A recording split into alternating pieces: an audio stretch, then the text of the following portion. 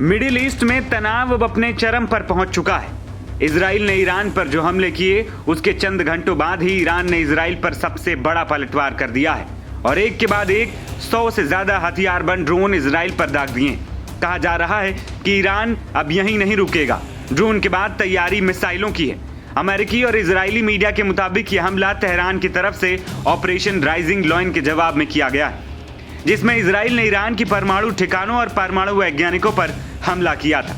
Islami Republic of Iran ने कहा है कि ईरान के साथ युद्ध शुरू करना शेर की दुम मरोड़ने जैसा है। साथ ही आगे बयान में कहा गया कि दुनिया अब ईरान के संवर्धन, परमाणु टेक्नोलॉजी और मिसाइल क्षमता के अधिकार पर जोर देने को बेहतर ढंग से समझती।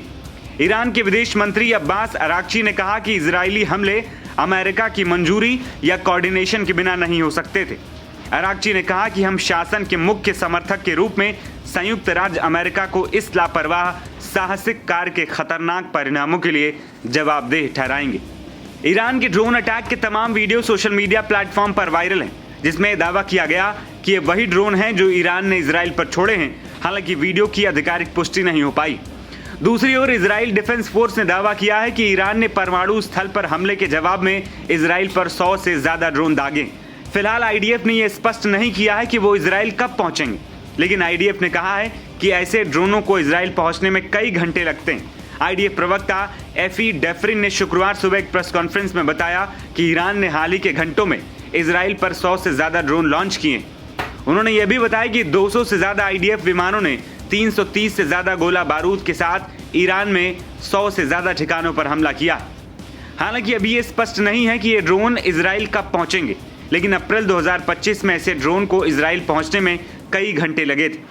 उस ईरानी हमले और अक्टूबर 2024 में तेहरान द्वारा इजराइल पर किए गए दूसरे हमले के दौरान इजराइल के पास अमेरिका, ब्रिटेन, फ्रांस और अन्य देशों का एक व्यापक गठबंधन था जो इसे बचाने में मदद कर रहा था। लेकिन इस बार फिलहाल ये साफ नहीं है कि इजराइल के पास ऐसा कोई गठबंधन है या नहीं। फिलहाल ये भी तय नहीं है कि इजराइल ने अपने ही दम पर इस जंग को शुरू किया है या अमेरिका की इसमें मदद मिल रही है।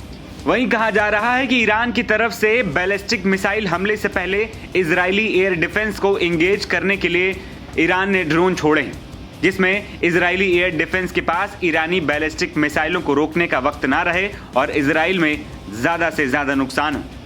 आपको बता दें कि मध्य पूर्व में पहले से ही जारी तनाव के बीच यह हमला एक बड़े युद्ध का संकेत माना जा रहा है। आशंका जताई जा रही है कि इजराइल के इस हमले के बाद आने वाले कुछ घंटों से लेकर अगले कुछ दिनों में एक बड़ा संघर्ष शुरू हो सकता है। वहीं इजराइल के प्रधानमंत्री बेंजामिन नेतन्याहू ने हमले के बाद अपना पहला बयान भी जारी किया। उन्होंने कहा कि ईरान पर हमले तब तक जारी रहेंगे जब तक उसकी तरफ से इजराइल के अस्तित्व को जो खतरा है वो खत्म नहीं हो जाता। ईरान के सर्वोच्च नेता खामनेई ने कहा कि इजराइल को कड़ी सजा मिलेगी और इस हमले के साथ इजराइल ने अपने लिए एक कड़वी नीयति तैयार कर ली है जो उसे निश्चित रूप से मिलेगी। उन्होंने शुक्रवार सुबह ईरानी सरकारी टीवी पर धमकी भी दी। आज सुबह इजराइल ने देश के भीतर कई परमाणु और सैन्य ठिकानों पर हमला किया है। उन्होंने कहा कि इजराइल ने ईरान के खिलाफ अपराध में अपने दुष्ट और खूनी हाथ को दिखा दिया है। उन्होंने कहा कि इस हमले से इजराइल की घृणित प्रकृति का पता चला है।